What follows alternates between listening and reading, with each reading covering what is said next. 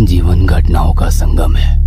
अच्छी और बुरी अनेक घटनाओं से हम सबका जीवन भरा हुआ है, लेकिन हम सारी घटनाएं याद नहीं रखते।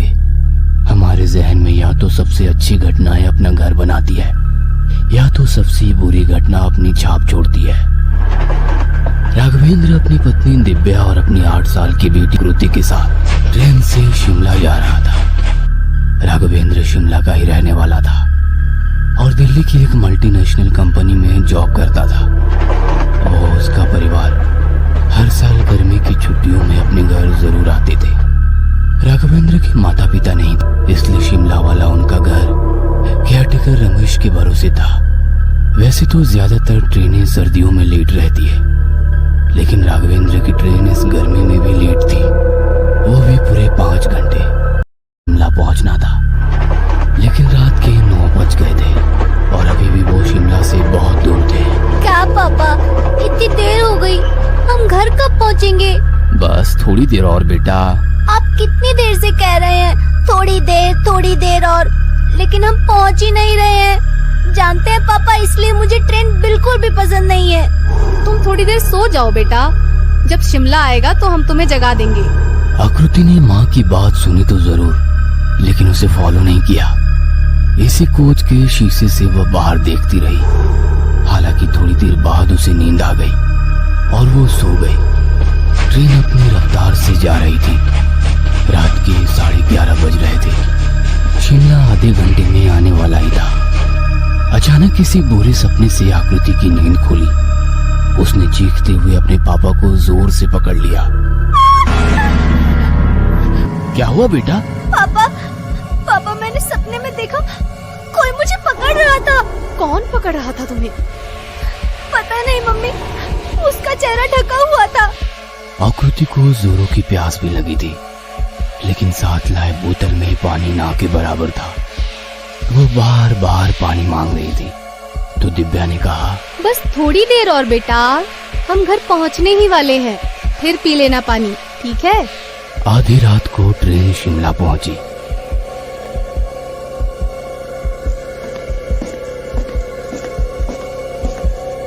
वैसे तो ट्रेन के स्टेशन पहुंचते ही सामान उतारने के लिए कूली ट्रेन पर चढ़ जाते थे, लेकिन शायद रात ज्यादा होने के कारण कोई कूली ट्रेन में नहीं आया।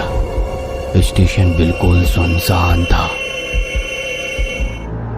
राघवेंद्र ने अकेले ही सामान उतारा।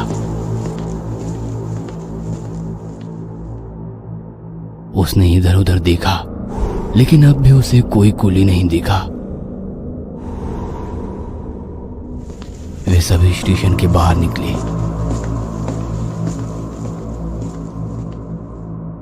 यहां भी उन्हें ना तो कोई कूली दिखा और ना ही कोई गाड़ी वाला। दिव्या स्टेशन पर ही रुकना चाहती थी और सुबह घर की ओर जाना चाहती थी, लेकिन राघवेंद्र ने कहा, पूरी रात स्टेशन पर रुकने का कोई मतलब नहीं है। अपना घर तो यहाँ से ज्यादा दूर नहीं है, तो क्यों ना पैदल चला जाए। राघवेंद्र अपने घर तक जाने के लिए एक शॉर्टकट रास्ते को जानता था। उसने उसी रास्ते से जाने का तय किया। हालांकि वो रास्ता पटरी के बगल से होकर जहां अंधेरा भी बहुत रहता था। रात होने के कारण वो रास्ता सेफ नहीं था। फिर भी मोबाइल के टॉर्च की रोशनी में तीनों निकल पड़े।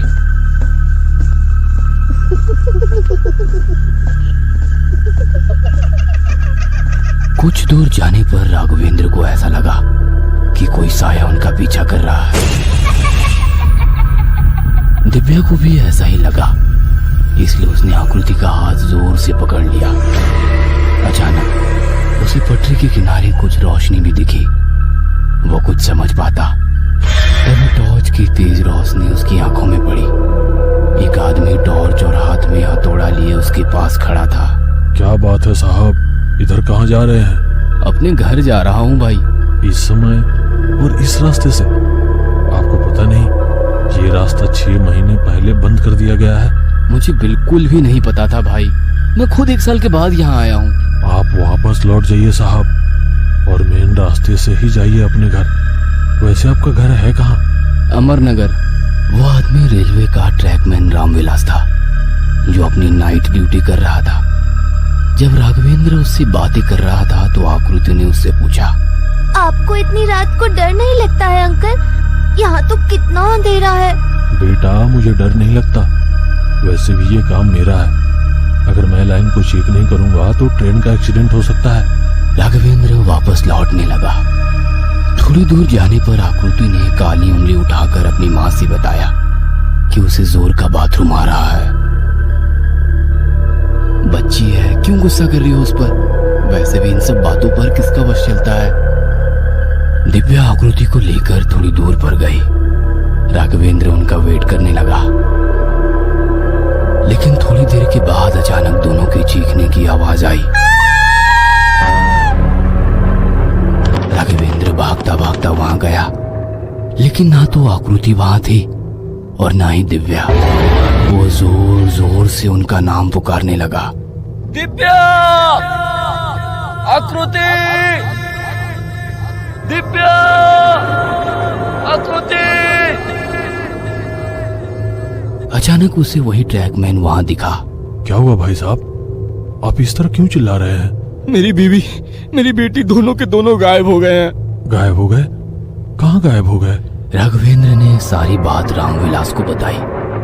वो अपनी टॉर्च की रोशनी से पटरी के किनारे देखने की कोशिश करने लगा, लेकिन उसे कोई नहीं दिखा। इधर राघवेंद्र लगातार अपनी पत्नी और बेटी को आवाज देता रहा, लेकिन उसे कोई जवाब नहीं मिला। वो परेशान हो रहा था। अचानक उस घोर अंधेरे में किसी चीज से उसका पैर टकराया। उसका फोन हाथ से छूटकर गिर गया। फोन नीचे गिरने से मोबाइल का टॉर्च बंद हो गया। उसने अपना हाथ इधर उधर मारा, लेकिन उसे मोबाइल नहीं मिला। इसी क्रम में उसका हाथ उस वस्तु से टकराया जिससे उसका पैर टकराया था। उसे कुछ गीला गीला लगा। उसे समझ नहीं आ रहा था कि ये क्या है। उसने रामविलास को आवाज लगाई। रामविलास ने दूर से ही टॉर्च की रोशनी उसके ऊपर मारी। उस रोशनी में राघवेंद्र ने जो देखा, उसे देखकर उसकी चीख निकल गई। उसने देखा कि उसके हाथ खून से भरे हुए हैं। उसकी पत्नी और बेटी पटरी किनारे मरे पड़े हैं। उनकी लाश देखकर राघवेंद्र जोर से रोने लगा। उसे रोता देखकर रामविलास उसे दिलासा देने लगा। राघवेंद्र रोते रोते उससे कहने लगा, ये क्या हो गया? अभी अभी तो ये लोग जिंदा थे, एक पल में इन्हें किसने मार दिया? रामविलास उनकी बात का क्या जवाब देता। वो चुपचाप खड़ा उन्हें देख रहा था। अचानक राघवेंद्र ने रामविलास से कहा कि वह उसकी थोड़ी मदद कर दे। उसकी पत्नी और बच्ची की लाश कम से कम रेलवे स्टेशन तक पहुंचा दे। तभी रामविलास ने कहा, मैं अभी कुछ व्यवस्था करता हूँ। उसने स्टेशन मास्टर को फोन किया, लेकिन स्टेशन मास्टर ने फोन नहीं उठाया। फिर उसने कहा, स्टेशन मास्टर फोन नहीं उठा रहे हैं। आप खुद स्टेशन जाइए और स्टेशन मास्टर को सारी बात बताइए, और हाँ, उन्हें ये भी कहिएगा कि मैंने आपको भेजा है। राघवेंद्र स्टेशन की ओर चल पड़ा।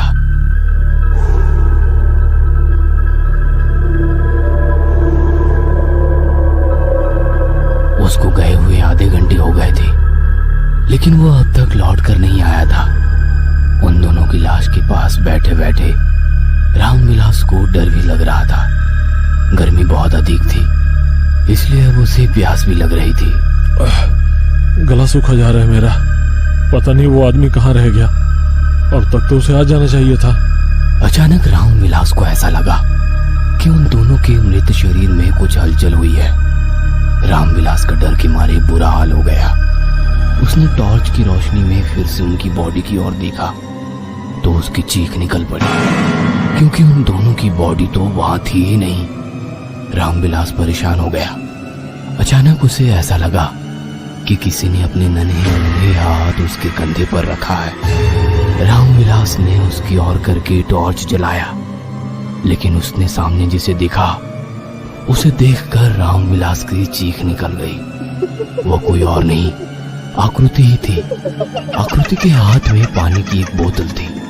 उसने रामविलास की ओर पानी का बोतल बढ़ाते हुए कहा, अंकल, ये लो पानी पी लो। आपको प्यास लगी है ना? लेकिन रामविलास तो डर के मारे थर थर कांप रहा था। उसकी ऐसी हालत देखकर आकृति ने कहा, अंकल, आपको तो डर नहीं लगता है ना? फिर आप क्यों डर रहे हैं? फिर थोड़ी देर में आकृति ने उससे पूछा, मेरे पापा कहाँ हैं? उन्हें ले आओ मेरे पास।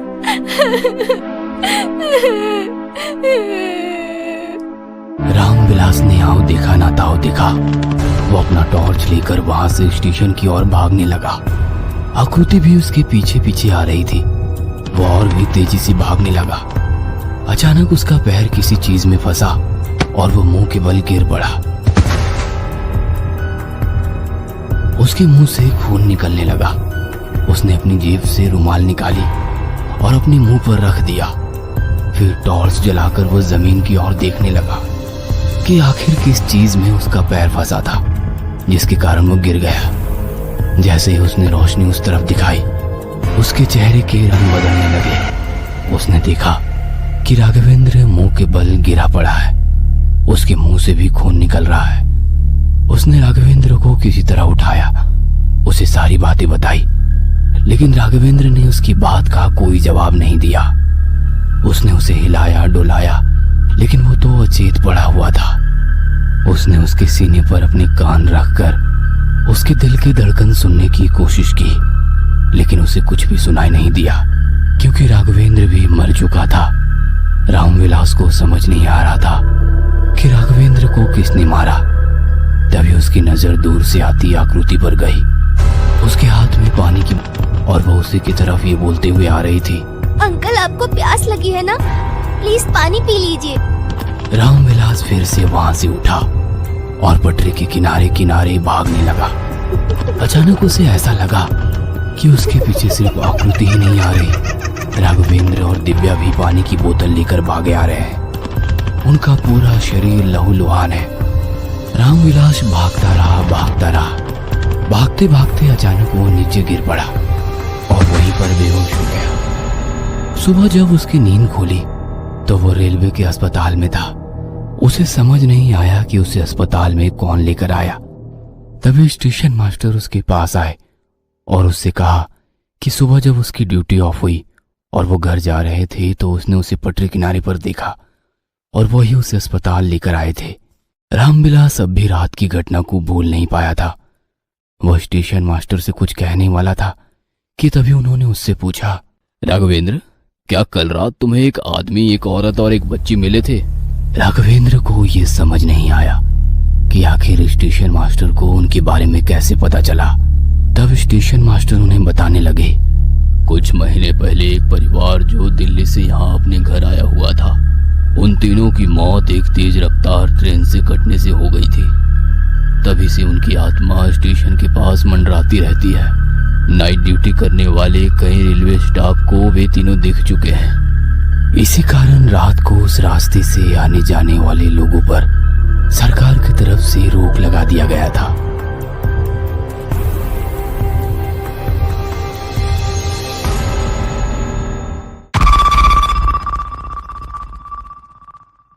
भूत प्रेतों का संसार हमेशा से ही एक अनसुलझी पहेली की तरह ही रहा है, जबकि इसके बारे में हजारों सालों से लिखा